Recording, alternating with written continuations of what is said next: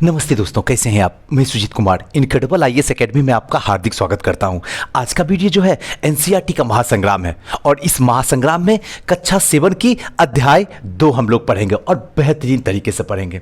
दोस्तों, इससे पहले अगर अभी तक आप हमारे चैनल को सब्सक्राइब नहीं किए तो सब्सक्राइब कर लीजिए, बेल आइकन पे प्रेस कर लीजिए। इससे ये होगा मेरा लेटेस्ट से लेटेस्ट वीडियो का अपडेट आपके मोबाइल पे आता रहेगा। तो चलिए दोस्तों, आज का सेशन स्टार्ट करते हैं। लेकिन इससे पहले दोस्तों थोड़ी सी तबीयत अस्वस्थ हो गई थी, लेकिन अभी ठीक हूँ। तो सोचा कि चलो रिकॉर्डिंग करके एनसीईआरटी दे दूं ताकि आप पढ़ते रहिए। तो चलिए दोस्तों, हर दिन की तरह सबसे पहले जो है अभ्यास प्रश्न देख लेते हैं, उसके बाद जो है इसकी क्लास स्टार्ट करेंगे। चलिए, जोड़ा बनाना है। जोड़ा बनाइए आप। पहले क्वेश्चन देख लीजिए, गुज्जर प्रतिहार, इनमें से जोड़ा बनाना, राष्ट्रकूट, पाल, चोल। दूसरा है त्रिपक्षीय संघर्ष में लगे तीनों पक्ष में कौन से थे, इसको बताना है। तीसरा क्वेश्चन, चोल साम्राज्य के सभी की सभी समिति के सदस्य बनने के लिए आवश्यक शर्त क्या थी, इसको जो है 50 शब्दों में लिखना है। चौथा क्वेश्चन जो है, चाहमानों के नियंत्रण में आने वाले 2 प्रमुख नगर कौन कौन से थे, उसको बताना है। बताइए और आइए समझे में। सबसे पहले 5वां नंबर क्वेश्चन, राष्ट्रकूट कैसे शक्तिशाली बने, इसको 100 शब्दों में आपको लिखना होगा। नेक्स्ट जो है, नए राजवंशों ने स्वीकृति हासिल करने के लिए क्या किया था, इसको 50 शब्दों में लिखना है। नेक्स्ट है, तमिल क्षेत्र में किस तरह की सिंचाई व्यवस्था विकास हुई थी, इसे 100 शब्द में आपको लिख के बताना होगा। और 8वां, चोल मंदिरों के साथ कौन कौन सी गतिविधियां जुड़ी हुई थी, इसको भी 100 शब्दों में लिख के मुझे जो है सेंड करना है। दोस्तों, 2 बात हमेशा याद रखिएगा कि जब भी आप लिखिएगा तो ब्लैंक पेपर में लिखिएगा, क्योंकि जब आप पीसीएस का या आईएएस का एग्जाम दीजिएगा तो वहाँ ब्लैंक पेपर रहेगा, लाइनिंग वाली पेपर नहीं रहेगी। दूसरी बात, पीडीएफ में बना के दीजिए जिससे कि हमें समझ में आ सके और क्लैरिटी आ सके। तो चलिए आज का सेशन जो है स्टार्ट करते हैं। नए राजा और उनके राज्य से आज की क्लास स्टार्ट होगी। नए राजा और उनके राज्य, चलिए आइए देखते हैं क्या है। 7वीं शताब्दी के बाद कई राजवंशों का उदय हुआ। मानचित्र 1 में उपद्वीपों के विभिन्न हिस्सों में 7वीं से 12वीं शताब्दी के बीच में शासन करने वाले प्रमुख राजवंश को दिखाया गया है। यानी कि 7वीं से लेकर 12वीं तक। 7वीं शताब्दी का मतलब क्या हुआ, ध्यान रखिएगा। 7वीं शताब्दी का मतलब 600 से लेकर 699 ईस्वी पूर्व तक, इसे कहें क्या, 7वीं शताब्दी। और 12वीं शताब्दी का मतलब क्या हुआ, यानी कि 1100 से लेकर 1199 तक। क्लियर हो रहा है ना, यहां एकदम क्लियर रहिएगा। यानी इसके बीच में जो भी शासन किए उन सबका जो है राजवंश को दिखलाया गया। आइए एक एक करके थोड़ा सा मैप को देख लेते हैं जिससे कि समझ में आ जाए। अब देखते हैं, यहां देखिए, इंद्रप्रस्थ, चाहमान, गुज्जर प्रतिहार, चंदेल, उसके बाद परमार, उसके बाद पाल, यहां पे देखिए पाल, उसके बाद जो है उत्कल, कलिंग, चालुक्य, राष्ट्रकूट, दिख रहा है ना आपको।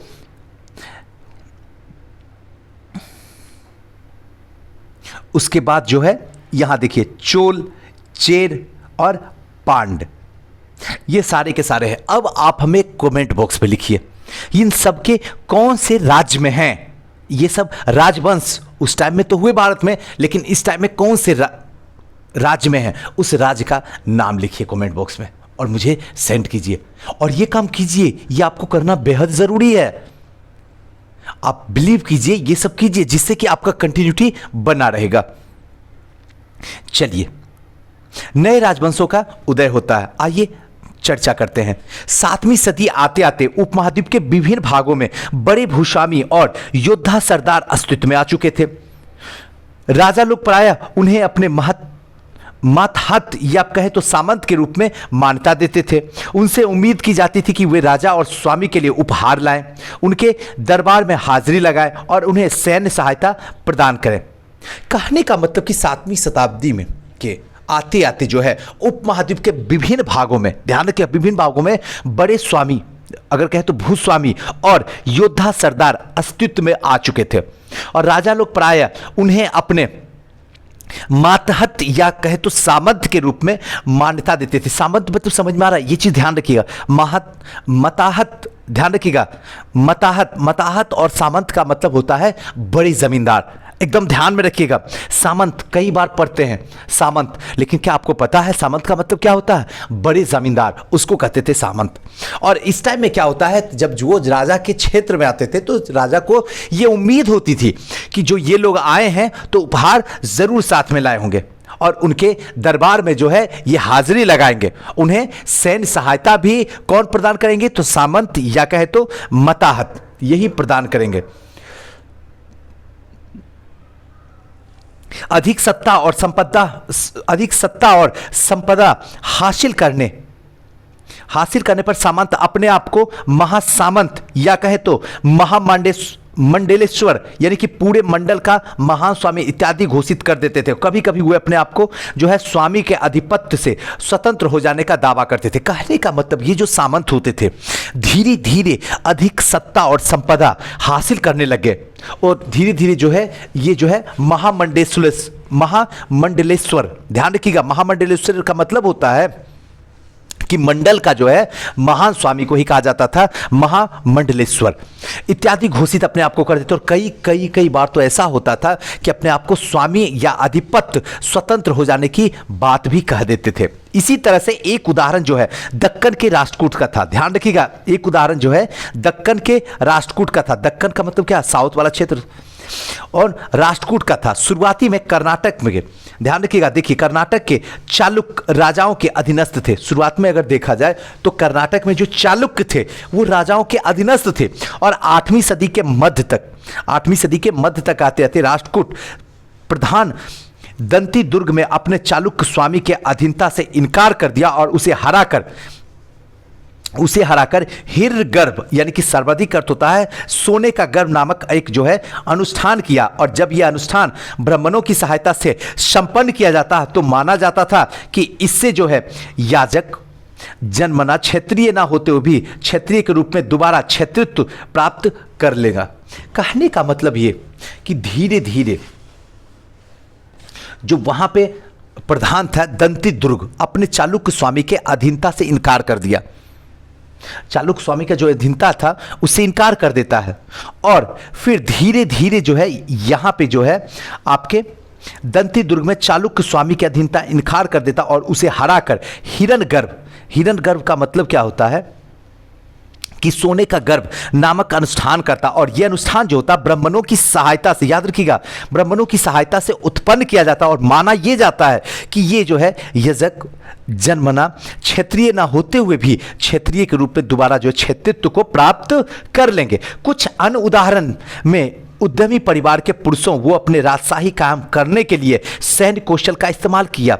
और मिसाल के तौर पर जो है कदम मयूर शर्मनी, ध्यान रखिएगा, कदम मयूर शर्मनम और गुज्जर प्रतिहार हरिचंद्र ब्राह्मण थे जिन्होंने अपने परंपरागत पेशे को छोड़कर शस्त्र को अपना लिया और क्रमशः कर्नाटक और राजस्थान में अपने राज्य को सफलतापूर्वक जो है स्थापित कर लिया जाता है। कहने का मतलब कि यहीं पे राजशाही जो थी वो कायम थी, सैन्य कौशल का इस्तेमाल करते थे। मिसाल के तौर पर अगर देखें तो कदम मयूर शर्मन और गुज्जर प्रतिहार हरिचंद्र ब्राह्मण थे, दोनों ब्राह्मण थे और इन्होंने अपने परंपरागत पेशा को छोड़ दिया और इन्होंने शस्त्र को जो है अपना लिया और कर्नाटक तथा राजस्थान में अपना सफलतापूर्वक जो है इन्होंने स्थापित कर लिया।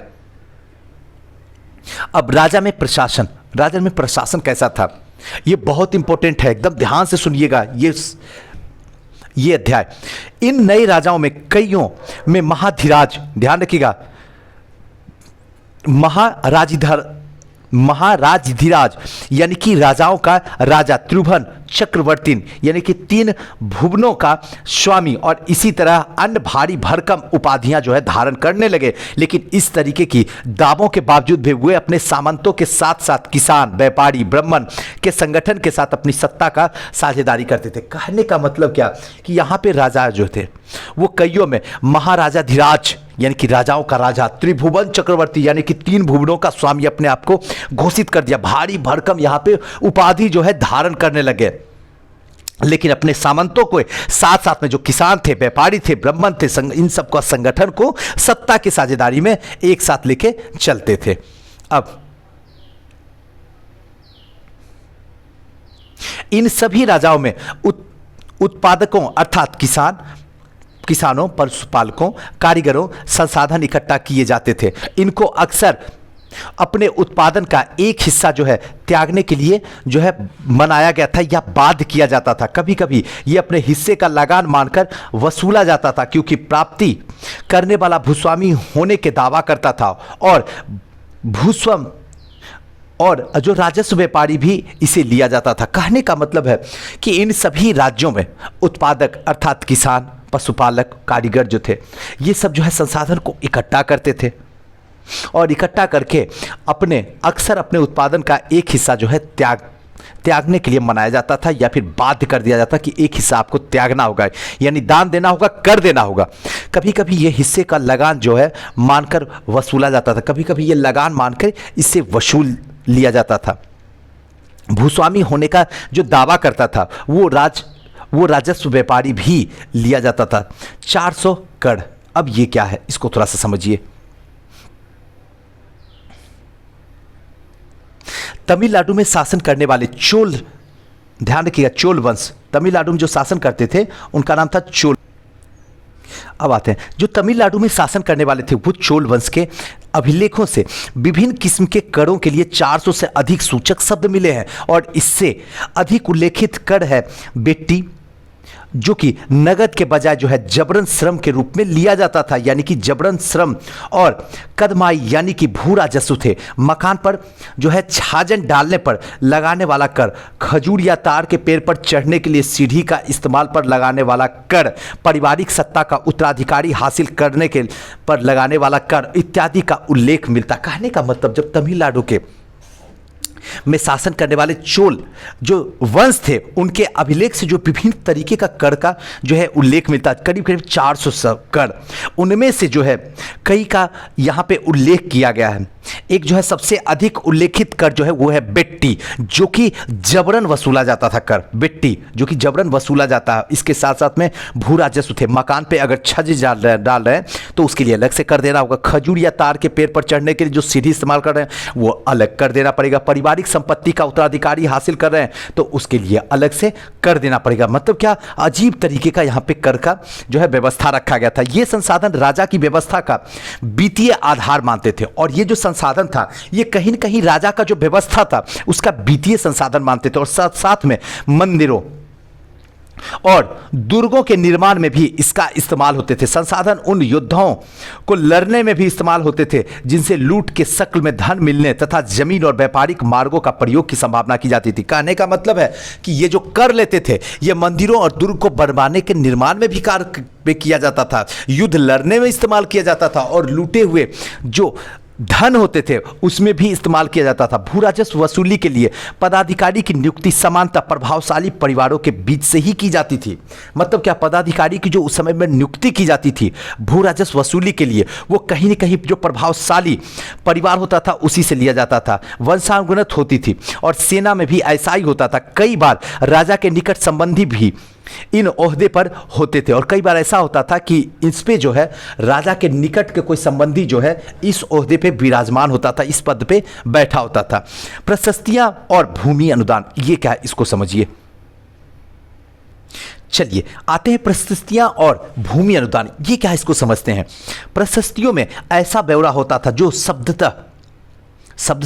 क्या होता था, सत्य नहीं भी हो सकते थे, लेकिन ये प्रशस्तियां हमें बताती है कि शासक खुद को कैसा दर्शाना चाहते थे। मिसाल के लिए शूरवीर, विजय योद्धा के रूप में ये विद्वान ब्राह्मणों के द्वारा रची जाती थी जो अक्सर प्रशासन में जो है मदद की जाती थी। हमने पहले बता दिया था प्रशस्तियां क्या होती थी।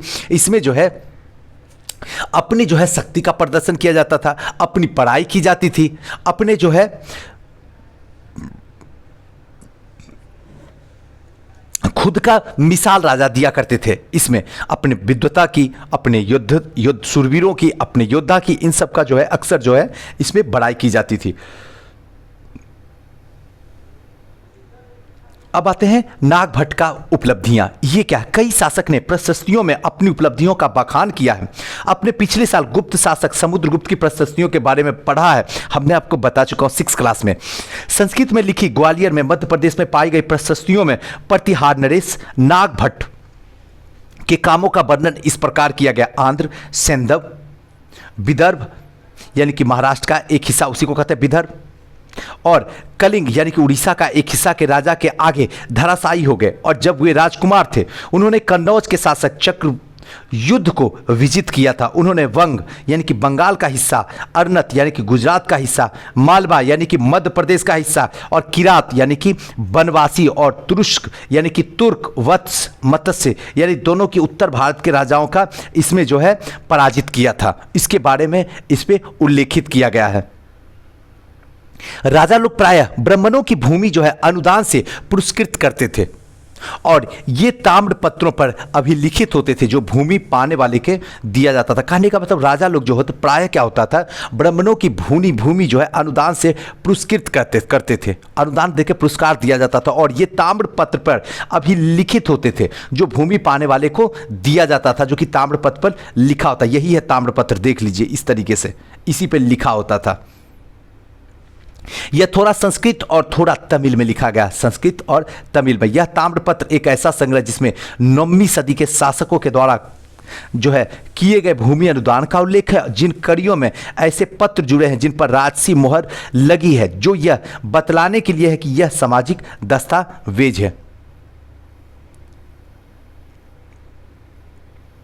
भूमि के साथ साथ क्या क्या दिया जाता था, यह चोलों के द्वारा दिए गए भूमि अनुदान में तमिल भाग का एक अंश है कि भूमि के साथ क्या क्या दिया जाता था। हमने मिट्टी के मेर बनाकर, साथ ही कांटों की झाड़ियां लगाकर भूमि की सीमाओं को चिन्हित किया, और इस भूमि पर जो है यह चीज फलदार वृक्ष, पानी, भूमि, बगीचा, फलोद्यान, पेड़, कुएं, खुली जगह, चारागाह, एक गांव, बॉम्बी, चबूतरे, नहरें, खाइयाँ, नदियाँ, दलदली जमीन, हौज, अन्नानागार, मछलियाँ, तालाब, मधुमक्खियों के छत्ते और गहरी झील, ये सारी की सारी का एक अंश है इसमें।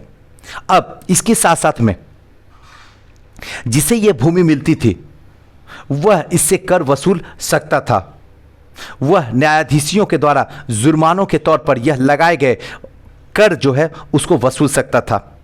पान के पत्तों पर लगने वाले कर, बुने हुए कपड़ों पर लगने वाला कर, साथ ही साथ वाहनों पर लगने वाला कर हो सकता था, और पक्की ईंटों पर बने ऊपरी मालों में जो है बड़े कमरे बनवा सकते थे, और बड़े और छोटे कुआं भी खुदवा सकते थे, पेड़ और कांटेदार झाड़ियां लगवा सकते थे, और ज़रूरी हो कि सिंचाई के लिए जो है नहर भी बनवा सकते थे।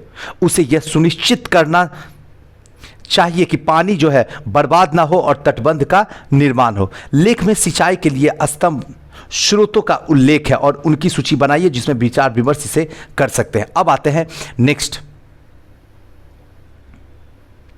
12वीं शताब्दी में एक बृहद संस्कृत काव्य की रचना किया गया जिसमें कश्मीर पर शासन करने वाले राजाओं का इतिहास दर्ज है। कब? तो 12वीं शताब्दी में इसमें काव्य का रचना की गया संस्कृत में, जिसमें कि कश्मीर के पर जो शासन करने वाले राजा हैं उनका इतिहास है।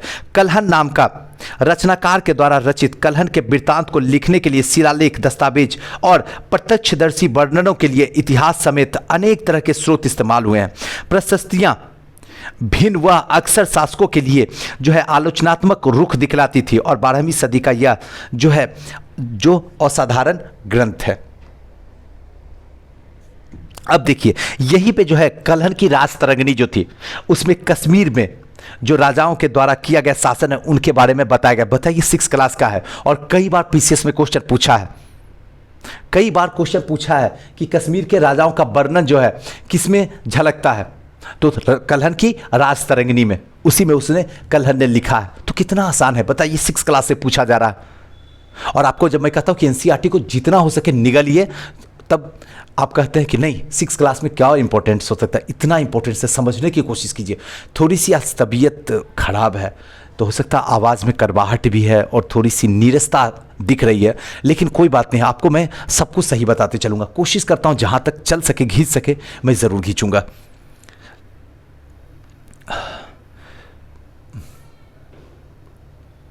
चलिए, धन के लिए युद्ध। अब धन के लिए युद्ध हुआ।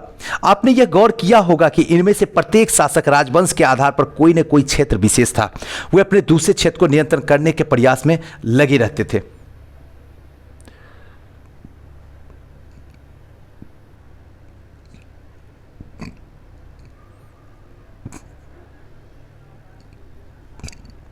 सॉरी,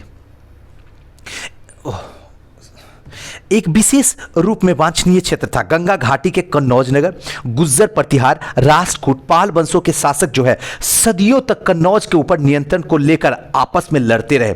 चूंकि इस लंबी लड़ाई जो चली उसमें 3 पक्ष थे, इसलिए इतिहासकार ने प्राय इसकी चर्चा जो है त्रिपक्षीय संघर्ष के रूप में किया गया। कहने का मतलब है गंगा घाटी में जो कन्नौज था उस पे अक्सर लड़ाई होते रहता था, या तो गुज्जर प्रतिहार, राष्ट्रकूट और पाल वंश। एकदम इंपॉर्टेंट रखिएगा, तीनों के बीच में हमेशा गंगा घाटी कन्नौज में लड़ाई होती रहता था। सदियों तक ये कन्नौज के ऊपर नियंत्रण को लेकर आपस में जो है लड़ाई झगड़ा होता ही रहता था इन तीनों में। किनमें? गुज्जर प्रतिहार, राष्ट्रकूट और पाल वंशों में।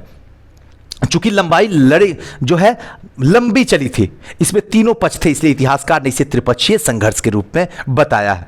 बस जैसा कि हम देखें, शासकों ने बड़े मंदिरों का निर्माण करवाकर भी अपने सत्ता और संसाधन का प्रदर्शन करने का प्रयास किया जाता था। जो भी शासन जो बड़ा मंदिर निर्माण किया जाता था वो अपनी सत्ता और संसाधन का जो है प्रदर्शन दूसरे लोगों के सामने करने की कोशिश करता था। इसलिए जब वे एक दूसरे के राज्यों पर आक्रमण करते थे तो मंदिरों को भी अपना निशाना बनाते थे किसी भी हालत में।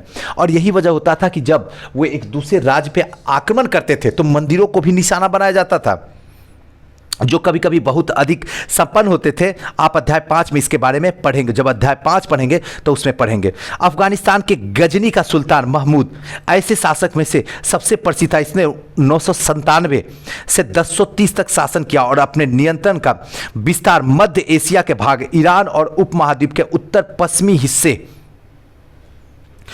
पश्चिम हिस्से तक किया था। और वह लगभग हर साल उपमहाद्वीप पर हमला करता था, हर साल। और उसका निशाना जो था संपन्न मंदिर, उसमें गुजरात के सोमनाथ मंदिर भी इसमें शामिल था। महमूद को जो धन उठा ले गया उसका बहुत बड़ा हिस्सा गजनी में से एक वैभवशाली राजधानी में जो है खर्च हुआ था। कहने का मतलब ये कि जहां राजा मंदिर बना के अपनी शान दिखाते थे, अपने जो है पराक्रम दिखाते थे, अपनी शक्ति दिखाते थे, वहीं पे कई ऐसे राजा जो है अटैक करते थे तो क्या होता था, वो मंदिर पे भी अटैक करते थे। और इसी में जो है अफगानिस्तान के गजनी का सुल्तान महमूद, ध्यान रखिएगा, गजनी का सुल्तान महमूद जो था वो अपने शासकों में सबसे प्रसिद्ध था। 997 से 1030 तक शासन किया और अपने नियंत्रण में मध्य एशिया से ईरान और उपमहाद्वीप तक, उत्तर पश्चिमी तक जो है ये वहाँ पे राज किया। और लगभग हर साल उपमहाद्वीप से जो है ये हमला करता रहता था, लड़ाई होता रहता था। इसका निशाना जो होता था संपन्न मंदिर, जिसमें से गुजरात का सोमनाथ मंदिर भी शामिल था। ध्यान रखिएगा, कई बार क्वेश्चन पूछता है कि गुजरात के सोमनाथ मंदिर पर किसने अटैक किया था, तो बताना होगा आपको, गजनी। नेक्स्ट है, सुल्तान महमूद अपने द्वारा जीते गए लोगों के बारे में कई बातें जानना चाहते थे। उसने अल बरूनी नामक एक विद्वान को इस जो उपमहाद्वीप का उसका लेखा जोखा लिखने का काम जो है सौंपा। अल बरूनी जो था उसी के बारे में जो मोहम्मद था, सुल्तान मोहम्मद था, उसने क्या किया कि जो जीते गए लोग हैं उसके बारे में जानना चाहता था। उसने अल बरूनी नामक जो विद्वान था उसे जो है उपमहाद्वीप के लेखा जोखा लिखने का काम सौंपा। अरबी में लिखी गई, ध्यान रखिएगा, अरबी में लिखी गई उसकी वृत्ति किताब ए हिंद आज भी इतिहासकारों के लिए एक महत्वपूर्ण स्रोत है। अल बरूनी ने इसे तैयार करने के लिए संस्कृत के विद्वानों का परामर्श किया था। कहने का मतलब, ध्यान रखिएगा, अल बरूनी का क्या है नाम, किताब ए हिंद, अल बरूनी ने लिखा था, जिसमें कि इतिहासकार के लिए एक महत्वपूर्ण स्रोत है, जिसको जो है कौन सी भाषा में थी, अरबी भाषा में थी, जो कि संस्कृत विद्वानों के परामर्श से लिखा गया था। अब युद्ध करने वाले दूसरे राजाओं में चाहमान, ध्यान रखिएगा, चाहमान भी थे, जो बाद में जो है चौहान के रूप में जाने गए। चाहमान जो है वही बाद में चौहान के रूप में जाने गए।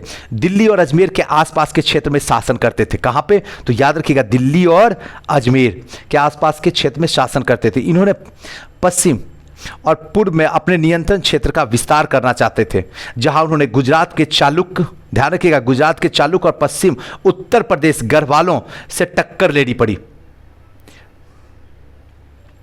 चाहमानों ने सबसे प्रसिद्ध शासक था पृथ्वीराज तृतीय, जिसने सुल्तान मोहम्मद गौरी नामक अफगान शासक को 1191 में हराया, लेकिन दूसरी साल 1192 में उसने हाथों हारा गया।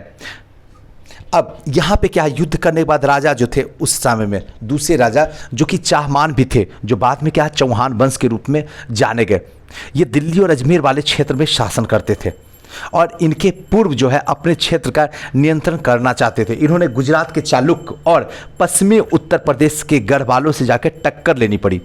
चाहमानों का सबसे प्रसिद्ध शासक जो था वो पृथ्वीराज तृतीय था। याद रखिएगा, चाहमानों यानी कि चौहानों का जो सबसे प्रसिद्ध शासक था वो पृथ्वीराज तृतीय था।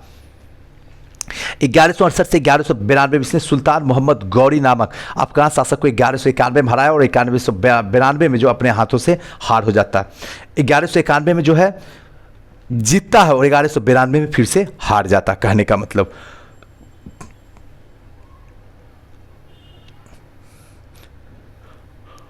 अब देखिए नजदीक से एक नजर देख लेते हैं चोल राज का। आप एक नजर देखिए चोल का, ये वाला क्षेत्र चोल देख रहे हैं ना।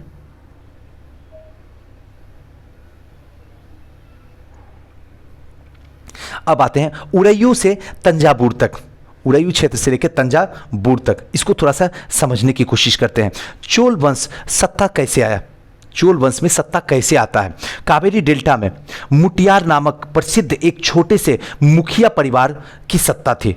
वे कांचीपुरम के पल्लव राजाओं, ध्यान रखिएगा, कांचीपुरम के पल्लव राजाओं ने मातहत थे और उड़ैयार के चोल वंशीय प्राचीन मुखिया परिवार का विजयाल ने 9वीं सदी तक मध्य में मुटियारों को हराकर उसे डेल्टा पर कब्जा जमाया। उसने वहां तंजावुर शहर और निशुंभुद्दीन, ध्यान रखिएगा, निशुंभु शुदिनी देवी मंदिर यहां पे बनवाता है। कहने का मतलब उरैयू और तंजावुर तक यहां क्या होता है, चोल वंश का सत्ता जो है आता है। वो कावेरी डेल्टा के मुटियार नामक प्रसिद्ध एक छोटे से मुखिया परिवार की सत्ता थी। छोटा सा एक मुखिया का परिवार था, उसी का सत्ता था। कांचीपुरम में जो है पल्लव राजाओं के माथत थे। माथत मतलब जो है एक तरीके से कहें तो सामंत थे, जो कि जमींदार थे, बड़े जमींदार थे। और चोल वंशीय जो प्राचीन मुखिया थे परिवार का विजयालय ने 9वीं सदी तक मध्य में मुटियारों को हराकर उसे डेल्टा कब्जा जमा लिया और वहां तंजावुर शहर और निशुंभु शुदिनी देवी नामक मंदिर बनाता है। नेक्स्ट है विजयालय के उत्तराधिकारी ने पड़ोसी इलाकों को जीतता है और वह अपने क्षेत्र फल तथा शक्ति दोनों के रूप में बढ़ता गया। कहने का मतलब कि विजयालय जो है उत्तराधिकारी ने पड़ोसी इलाकों को जीतता है और अपने राज्य और अपने क्षेत्रफल शक्ति दोनों के रूप में ये बढ़ते जाता है। दक्षिण और उत्तर के पांड, ध्यान रखिएगा, दक्षिण और उत्तर के पांड पल्लव इलाके में राज्य का हिस्सा बना लिया गया और राज प्रथम जो थे, ध्यान रखिएगा, राज प्रथम जो थे, इसने अपने शक्तिशाली चोल शासकों को माना जाता है और 985 में राजा बना और उसी समय उसने ज़्यादातर क्षेत्र को अपने नियंत्रण में विस्तार किया और अपने साम्राज्य के प्रशासन को भी पुनर्गठन किया। कहने का मतलब ये कि विजयालय ने अपने उत्तराधिकारी को पड़ोसी इलाके को जीता और अपने राज्य के क्षेत्रफल और शक्ति दोनों के रूप में बढ़ता गया। दक्षिण से उत्तर के पांड और पल्लव के जो इलाके थे उसका हिस्सा बना लिया गया और राज प्रथम अपने शक्तिशाली चोल शासकों को माना जाता है। राज प्रथम जो थे अपने शक्तिशाली चोल राजों को माना जाता है। 985 में राजा बना और इसी में ज़्यादातर क्षेत्रों में अपने नियंत्रण का जो है विस्तार किया। उसने साम्राज्य के प्रशासन का भी पुनर्गठन किया और राज के पुत्र जो है राजेंद्र प्रथम, ध्यान रखिएगा, राज के पुत्र कौन हुए, तो राजेंद्र प्रथम, इसने नीतियों को जारी रखा और गंगा घाटी और श्रीलंका तथा दक्षिण पूर्व एशिया के देशों पर जो है हमला किया और इन अभियानों के लिए उसे जो है जल सेना भी बनाई। और इस टाइम में उसका जो पुत्र था राज का पुत्र राजेंद्र प्रथम, इसकी नीतियों को अपने जारी रखा और इसी टाइम गंगा घाटी, श्रीलंका और दक्षिण पूर्व एशिया के देशों पर हमला कर देता है। कौन, राजेंद्र प्रथम। और इस अभियान के लिए इसने जल सेना भी बना ली थी। अब आते हैं भव्य मंदिर और कांस्य मूर्ति कला। इसको समझते हैं। राजराज और राजेंद्र प्रथम के द्वारा बनाए गए तंजावुर, ध्यान रखिएगा, तंजावुर और गंगकई कोंडचोलपुरम के बड़े मंदिर स्थापत्य और मूर्तिकला की दृष्टि से जो है एक चमत्कार था, बहुत बड़ा। चाहे तंजावुर है या फिर चाहे गंगई कोंडचोलपुरम मंदिर जो है वह स्थापत्य और मूर्तिकला का दृष्टि से एक चमत्कार था।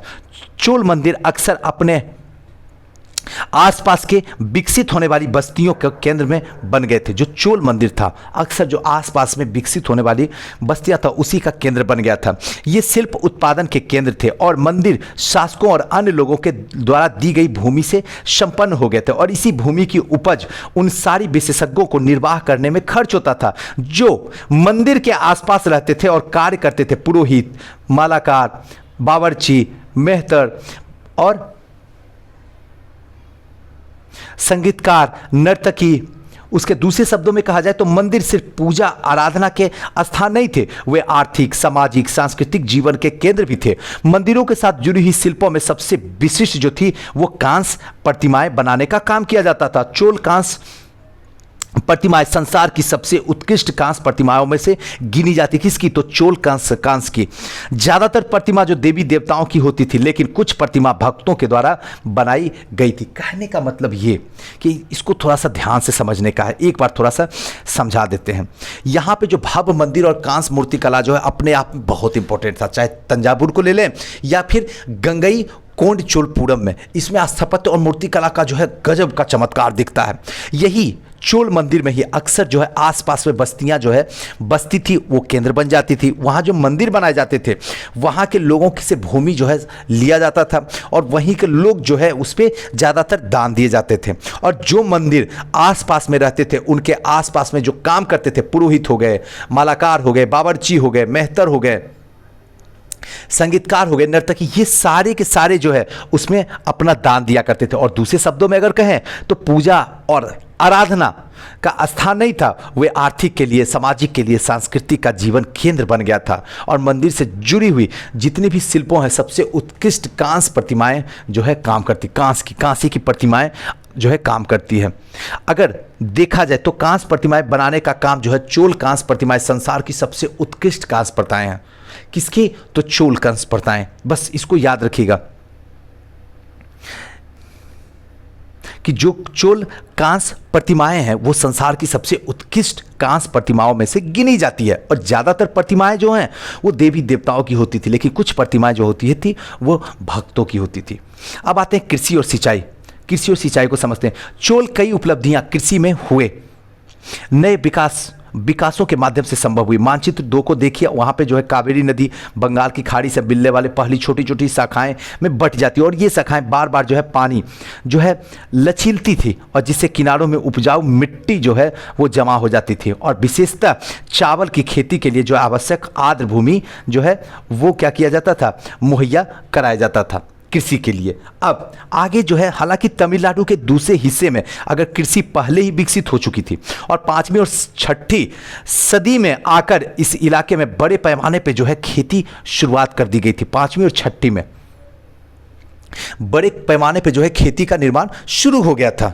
अब कुछ इलाकों में जंगलों को साफ किया जाना था और कुछ दूसरे इलाकों में जो है जमीन को समतल किया जाना था और डेल्टा क्षेत्र को बाढ़ को रोकने के लिए तटबंध बनाए जाने थे और पानी को खेतों तक ले जाने के लिए जो नहरों का निर्माण करना था और क्षेत्रों में जो है 2 फसल लगाई जाती थी। कहने का मतलब इस इलाके में बड़े पैमाने पे खेती शुरू हो गई थी।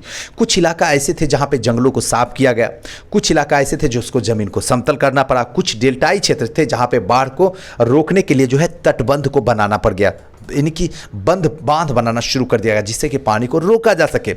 और पानी को खेत तक ले जाने के लिए जो है वो नहरों का निर्माण शुरू हो गया और कई क्षेत्रों में जो है एक साल में जो है 2 फसलों को उगाई जाने लगी। अब जो है 1 फसल नहीं बल्कि 2 फसल उगाई जाने लगी। एक चोल कांस्य प्रतिमा है जिसकी सावधानी से के साथ उसे अलंकृत किया गया है और गौर से कीजिए ये प्रतिमाएं किस तरीके से बनाई जाती होगी। अध्याय 6 में देखिए ये प्रतिमाएं जो है यही कांस्य की है।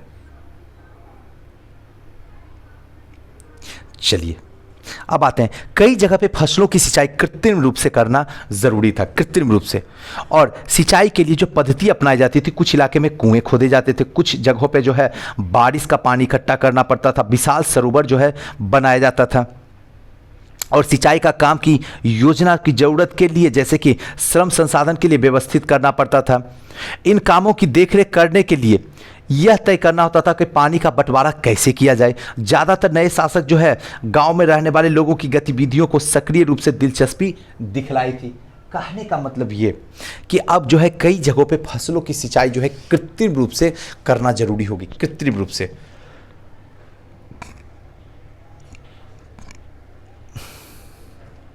अब कृत्रिम रूप से जब सिंचाई शुरू हो गई पद्धति, तो अब कई इलाके में जो है कुएं खोदे गए। पानी जो होता था बरसात का, उस पानी को जमा करना शुरू कर दिए। साथ साथ में श्रम और संसाधन की जो व्यवस्था थी उसकी देखरेख करना शुरू कर दिए। पानी का बंटवारा को लेकर जो समस्या हो रही थी एक क्षेत्र से दूसरे क्षेत्र में, तो उस समस्या को जो है शासकों के द्वारा जो है गांव में रहने वाले लोगों की गतिविधियों को सक्रिय रूप से जो है इसमें दिलचस्पी लेना शुरू कर देते हैं। साम्राज्य का प्रशासन, साम्राज्य जो था उसका प्रशासन कैसा था? प्रशासन जो था एक प्रकार का संगठित था। किसानों की बस्तियां उड़ कहलाती थी। याद रखिएगा, इंपॉर्टेंट है, प्रीलिम्स के लिए कई बार क्वेश्चन पूछा है कि किसानों की बस्तियां क्या कहलाती थी? उड़ कहलाती थी। सिंचित खेती के साथ बहुत जो है समृद्ध हो गई थी, सिंचित खेती के साथ समृद्ध हो गई थी। और इस तरीके की गांव के समूह को जो है नाडु कहा जाता था। ग्राम परिषद नाडु और न्याय करने और कर वसूलने के लिए जैसी जो है कई प्रशासकीय कार्य जो है किया करते थे। मतलब क्या, ग्राम परिषद जो होते थे वो नाडु, न्याय करने वाले को कर वसूलने का जो है प्रशासकीय कार्य किया जाता था। और यहाँ पे बेल्लार जाति के धनी किसान को केंद्रीय चोल सरकार की देखरेख में जो है नाडु का कामकाज अच्छा खासा नियंत्रण हासिल था। नाडु का कामकाज का जो है अच्छा खासा जो है नियंत्रण जो है शामिल था। उसमें कई धनी भूस्वामी चोल राजवंशों के सम्मान के रूप में जो है मुवेंद बेलन, यानी कि 3 राजाओं की अपनी सेवाओं प्रदान करने वाले बेलन या फिर किसान, यानी कि 3 राजा, इसी को कहेंगे मुवेंद बेलम, यानी कि 3 राजाओं के अपनी सेवाओं को प्रदान करने वाला बेलन या किसान। उसके बाद अड़ियार प्रधान होता था, जैसे उपाधि थी, उसमें महत्वपूर्ण राजकीय पद जो है इनको सौंपे गए थे। क्लियर हो रहा था? अब यहां पे थोड़ा सा इंपॉर्टेंट है, इसको ध्यान रखिएगा। चोल अभिलेख में भूमि में विभिन्न कोटियों का उल्लेख मिला। क्या? तो अब पहला जो है बेलन गवई गैर ब्राह्मण किसान स्वामी का भूमि होता था। ध्यान रखिएगा, ब्रह्मदेव ये ब्राह्मणों का उपहार दी गई भूमि होता, जो ब्राह्मणों को उपहार राजा देता था वो। शाला भोग किसी विद्यालय जो होता था उसके रख रखाव के लिए भूमि दिया जाता था। अब बेदान या कहें तो तृणमुट्टुक्कनी ये जो होता था मंदिर और उपहार में दी गई भूमि होता। पलचर चंदम ये जो होता था जैन स्थानों को दान दी गई भूमि होता था, जिसको जैन स्थान को दान दी गई भूमि होती थी। हमने देखा कि ब्राह्मणों को जो है समय समय पर भूमि अनुदान या फिर कहें तो ब्रह्मदेव प्राप्त होता था। ध्यान रखिएगा, ब्रह्मदेव जो है प्राप्त होता था या फिर भूमि अनुदान प्राप्त होता था समय समय पर। परिणाम स्वरूप ये हुआ कि कावेरी घाटी और दक्षिण भारत के दूसरे हिस्से में ढेर ब्राह्मण और बस्तियां जो है अस्तित्व में हो गई। और यही का जो नतीजा ये हुआ कि कावेरी क्षेत्र या कहें तो कावेरी घाटी और दक्षिण भारत के दूसरे हिस्से में ब्राह्मणों की एक जो है अस्तित्व आ गई। प्रत्येक ब्रह्मदेव की देखरेख के लिए प्रमुख जो है ब्राह्मण भूस्वामियों को एक सभा के द्वारा की जाती थी, और ये सभाएं बहुत ही कुशलतापूर्वक काम करती थी। इसके निर्णय शिलालेखों में प्राय मंदिरों के पत्थर और दीवारों गैरवान दर्ज किए जाते थे, और ये नगरम नाम से ज्ञात व्यापारी संघ को अक्सर शहरों के प्रशासनिक कार्य को संपादित करते थे। कहने का मतलब कि प्रत्येक ब्रह्मदेव जो है देखरेख प्रमुख ब्राह्मण भूस्वामियों को जो है एक सभा के द्वारा की जाती थी, और ये सभा जो होती बहुत कुशलतापूर्वक काम करती थी। जो सभा होती थी इनमें यह निर्णय होता था कि शिलालेखों में प्रायः मंदिरों के पत्थर दीवारों पर जो है दर्ज किया जाता था, और इसे कहते थे नगरम के नाम से ज्ञात व्यापारियों को संघ में अक्सर शहर में जो है प्रशासनिक कार्य जो है संपादित करते थे नगरम के नाम पे। बस इतना ध्यान रखिएगा। तमिलनाडु के चिंगलपट्टू, ध्यान रखिएगा, तमिलनाडु के चिंगलपुट जिले में उत्तर मेरू से प्राप्त अभिलेख में इस बात को जो है सविस्तार वर्णन है। जो अभिलेख मिला है चिंगलपट्टू से तमिलनाडु में, वहाँ पे एक विस्तार से अभिलेख मिला है जिसमें विस्तार से वर्णन किया कि ब्राह्मणों की सभा संगठन कैसा था। सिंचाई और कामकाज, बाग बगीचे, मंदिर इत्यादि की देखरेख के लिए सभा में विभिन्न समितियाँ होती थी और इनमें सदस्यों के लिए जो लोग योग्य होते थे उनके नाम जो है तालपत्र के छोटे टिकटों पे लिखे होते थे और मिट्टी के बर्तन रखे जाते थे। किसी भी छोटे लड़के को हर समिति के लिए जो है बाद में एक टिकट निकालकर जो है कहा जाता था।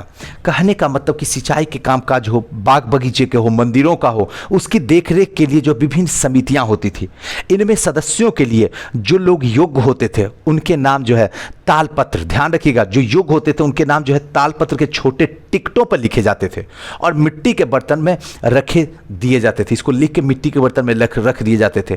किसी छोटे लड़के को हर समिति के लिए एक के बाद एक टिकट जो है निकालने के लिए कहा जाता था। एक के बाद एक टिकट जो है छोटा लड़का जो है इस समिति से निकालता था। अभिलेख और लिखित सामग्री। अब उत्तर मेरु अभिलेख के अनुसार सभा की सदस्यता के लिए इच्छुक लोग को ऐसी भूमि का स्वामी होना चाहिए जहां भू राजस्व वसूला जाता है, तभी वो जो है वो सभा का सदस्यता हासिल कर सकता है। इनके पास अपना घर होना चाहिए, इनके पास अपना, और इनकी उम्र 35 से 70 के बीच होनी चाहिए। उन्हें वेदों का ज्ञान होना चाहिए, उन्हें प्रशासनिक मामलों में अच्छी जानकारी होनी चाहिए, ईमानदार होनी चाहिए। यदि कोई पिछले 3 साल में किसी समिति के सदस्य रहा है और वह किसी और समिति का सदस्य नहीं बन सकता है, जिसने वह अपने संबंधित खाते जमा नहीं कराए, वो चुनाव नहीं लड़ सकता है। खाते जिसने जमा नहीं किया वो चुनाव भी नहीं लड़ सकता। उल्लेख में राजाओं और शक्ति संपन्न पुरुषों के द्वारा जानकारी मिलती है और उल्लेख में यह भी जानना खास मुश्किल हो जाता कि साधारण मर्द और औरतों के जीवन में राज कैसा होता था। 12वीं शताब्दी में तमिल कृति जो है पेरियापुरम एक उद्धृत है। इसमें क्या है, अडनूर के सरहदों पर फूस की पुरानी जो है हाजनों वाली छोटी छोटी झोपड़ियां, अटा पड़ा पुराल, ध्यान के पुलाया एक समूह का ब्राह्मण और बेल्लार प्रतिष्ठित समाज के बाहर मानते थे। लोग का एक छोटा सा पुड़वा था जिसमें ओछे किस्म के पेशे में लोग खेतीहर मजदूर रहते थे। चमड़े की पट्टी से घिरे हुए झोपड़ियों में हाथ में छोटे मुर्गे मुर्गियां झुंड में घूमते रहते थे। गहरे रंग के बच्चे जो है काले लोहे के रंग पहने हुए होते थे और छोटे पिल्ले उठाकर उछलते कूदते रहते होंगे। ये तो ऐसी ही कहानी है, इसको तो बस जानना है और इसको कुछ भी नहीं करना है। नेक्स्ट जो है तांग वंश के युग की चीन, इसको क्या करना है, इसको थोड़ा सा समझ लीजिए। चीन के तांग राजवंश के तहत एक साम्राज्य स्थापित हुआ जो लगभग 300 वर्षों यानी कि 7वीं से लेकर 10वीं सदी तक सत्ता में रहा और इसकी राजधानी जो थी वो क्या थी, सियान, दुनिया का सबसे बड़े नगरों में से एक था जहां तुर्की, ईरान, भारत, जापान, कोरिया आया जाया करते थे। तांग साम्राज्य परीक्षा के माध्यम से नियुक्त की गई नौकरशाहियों के द्वारा प्रशासित होती थी और इन परीक्षाओं में हर इच्छुक व्यक्ति बैठ सकता था।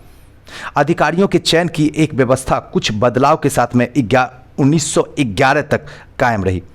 भारतीय उपमहाद्वीप में प्रचलित व्यवस्था जो है किन मायनों में भिन्न है इससे, ये बस आपको बताना है। तो यही था चैप्टर 2। हमने कोशिश किया कि बेहतरीन तरीके से आपको बता दें। हमने आपको कमेंट मांगा, आप कमेंट ज़रूर दीजिएगा और हाँ, ये ज़रूर बताइएगा कि आपको वीडियो कैसा लगा। दोस्तों, मैंने वीडियो सिर्फ इसलिए रिकॉर्डिंग किया ताकि आप बहाना ना बना लो कि सर आपकी तबीयत ख़राब थी तो आपने रिकॉर्ड किया, नहीं ने किया। वैसे ही मेरी भी तो तबीयत ख़राब हो सकती है, इसलिए बहाना बनाना बंद कीजिए। इसके लिए भी मैंने अपनी बड़ी कोशिश करके सोचा कि चलो नहीं वीडियो बनाते। हाँ, थोड़ी सी करवाहट है, थोड़ी सी दर्द हुई, थोड़ी सी प्रॉब्लम हुई, लेकिन ओवरऑल ख़त्म तो हुआ। बस इसको सुनना ही तो है, समझा तो दिया हूँ, वो आवाज़ नहीं है लेकिन अंदाज़ तो वही है। चलिए दोस्तों, कैसा लगा वीडियो हमें ज़रूर कमेंट कीजिएगा। आपके कमेंट का हमें बहुत इंतज़ार रहेगा। साथ साथ में हो सके तो आप किसी के लिए गॉडफादर बनिए। प्लीज़ आप इस वीडियो को ज़्यादा से ज़्यादा शेयर कीजिए। थैंक यू, नमस्कार।